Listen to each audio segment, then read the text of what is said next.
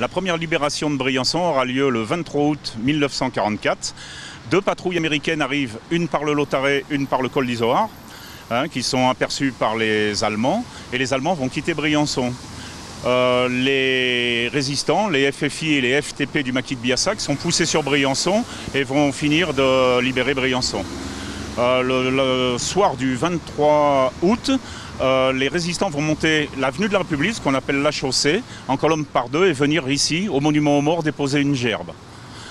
Puis les Américains vont quitter Briançon pour se diriger sur Montélimar. Les Américains vont juste laisser une compagnie de le 83e Chemical Bataillon au Fort Dauphin, c'est-à-dire très peu d'hommes.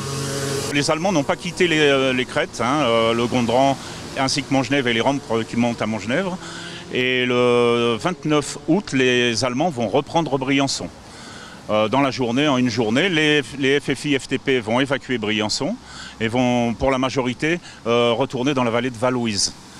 Ce ne sera que le 6 septembre que, enfin, la Briançon va être libérée pour la deuxième fois et totalement libérée par les troupes d'Afrique. Le 4e tirailleur marocain, régiment de tirailleurs marocains, composé de 2 bataillons de Marocains et 1 bataillon de tirailleurs algériens, ainsi que le 3e tabor marocain. Ce sont les goumiers, traditionnellement habillés avec leur djellaba, qu'on reconnaît assez facilement, qui eux vont prendre les crêtes de Montgenèvre, le Gondran, le Chenaillé, avec les tirailleurs algériens. De Lattre de Tassigny qui va apprendre que les Allemands ont repris Briançon le 29 août, qu'on exécute, puisqu'on a 11 résistants qui vont être exécutés à la communication Y.